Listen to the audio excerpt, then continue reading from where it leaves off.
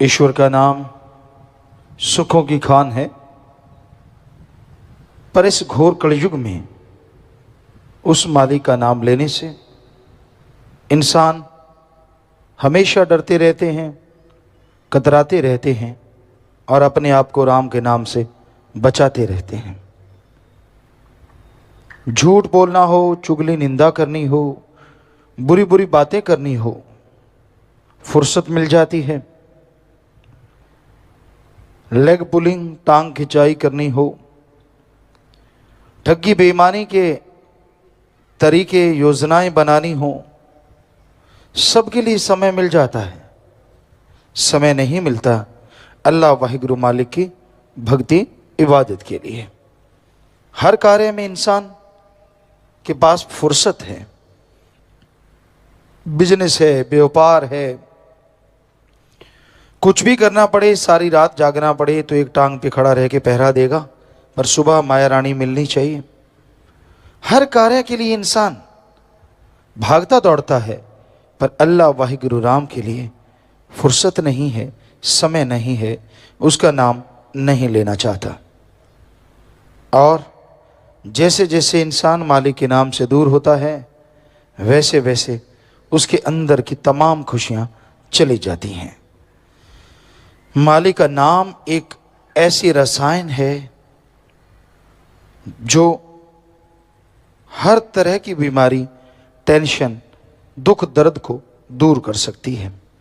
अल्लाह वाहिगुरु ओम हरि गौड़ खुदा रब, अरबों नाम है उस ताकत के। पानी को जल बोलो, नीर वाटर वाशर आब नीलू नीरू, कितने भी नाम बोल दो, पानी का नाम बदलने से पानी का स्वाद या पानी का रंग नहीं बदला करता। उसी तरह उस मालिक को अल्लाह कहो, वाहिगुरु राम गौड़ खुदा ईश्वर भगवान, कितने भी नाम ले लो, पर उसका नाम बदलने से वो सुप्रीम पावर, वो ताकत, वो शक्ति कभी बदलती नहीं, अलग तरह की नहीं होती।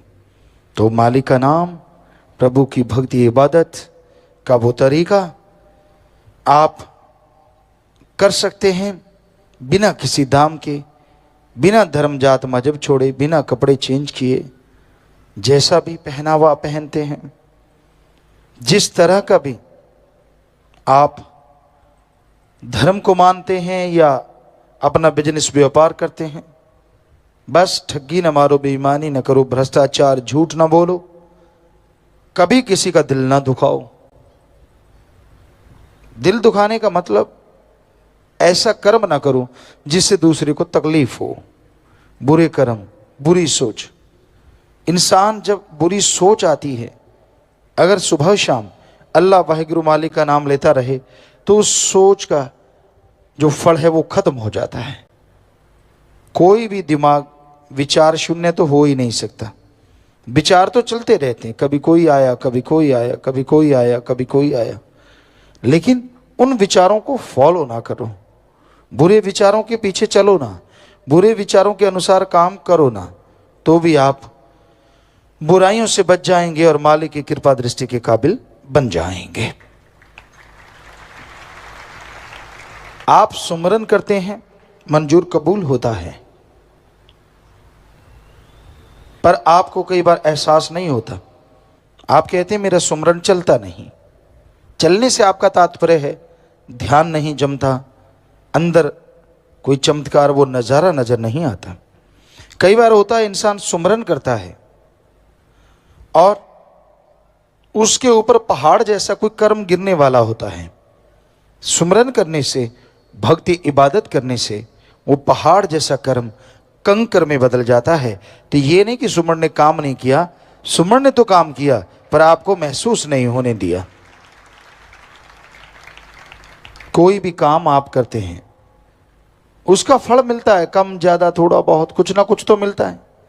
दुकानदारी कर ली, ज्यादा तजर्बा नहीं तो थोड़ा लाभ है, ज्यादा तजर्बा कुछ ज्यादा लाभ है, लेकिन कुछ ना कुछ तो फायदा है। तो हम आपको 100% गारंटी देते हैं कि अगर दुनियावी काम धंधे का जरा सा भी फायदा होता है, चाहे वो कोई भी काम हो, तो राम नाम का 100% फायदा होता है, आपने जो जाप कर लिया। गारंटेड है, 101% आपको गारंटी देते हैं। अल्लाह वाहिगुरु मालिक का नाम फायदा करेगा ही करेगा। सपने में आपके कर्म कट जाएंगे, जीते जी गम दुख दर्द चिंताओं से आप आज़ाद हो जाएंगे। क्या मालूम राम के नाम से, ओम हरि मालिक की भक्ति इबादत से आपके कौन से पाप कट जाएं। इसलिए मालिक का नाम अगर आप जपना चाहते हैं, उसकी भक्ति इबादत करना चाहते हैं, तो आपको कोई जोर नहीं लगेगा। परिवार नहीं छोड़ना, काम धंधा नहीं छोड़ना, जंगल पहाड़ उजाड़ों में नहीं जाना, वेशभूषा बदलना नहीं, बस अपने विचारों को बदलना है। अपने आप नहीं, सुमरन के द्वारा, राम नाम के द्वारा, अल्लाह वाहिगुरु मालिक की भक्ति इबादत के द्वारा विचार बदलते जाएंगे और आप मालिक के नज़दीक होते जाएंगे।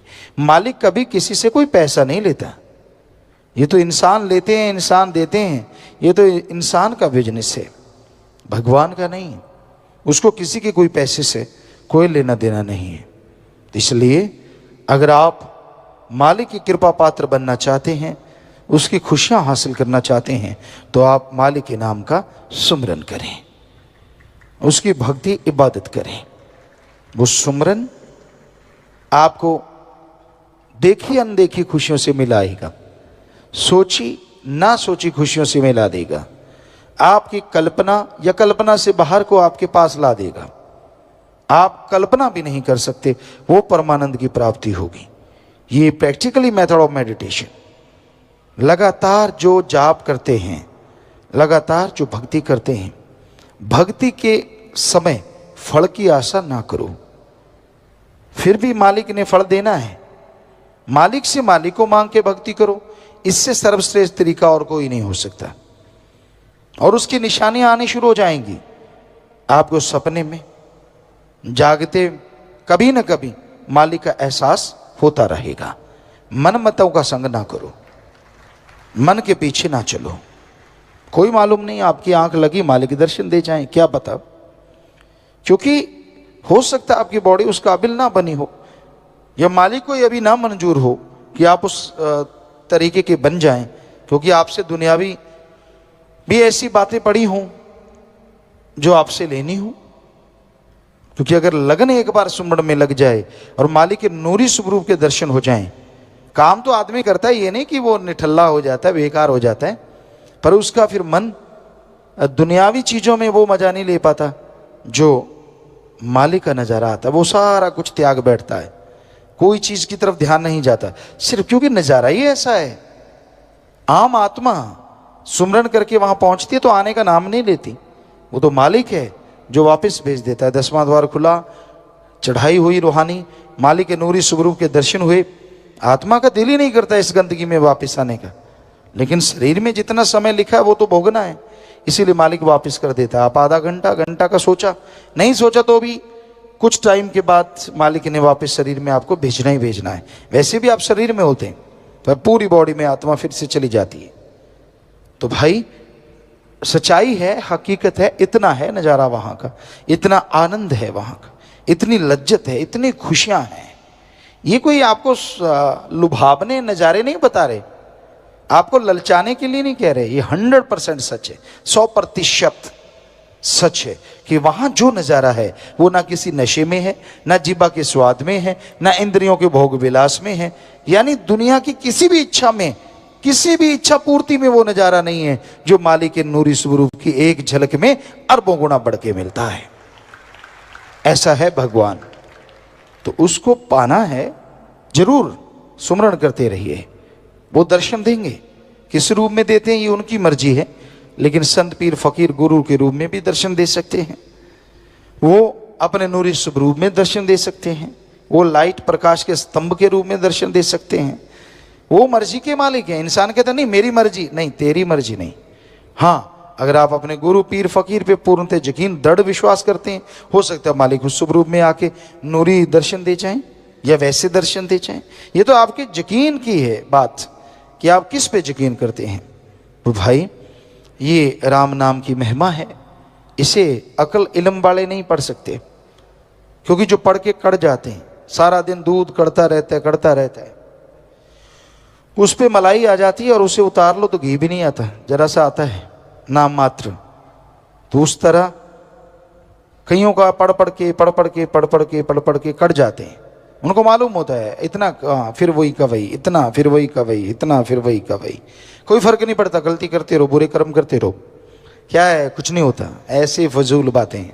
ये है मन, शरेआम मन। और आत्मा कहती ना भाई ना, बुरे कर्म ना कर, लेने के देने पड़ेंगे, समय आएगा।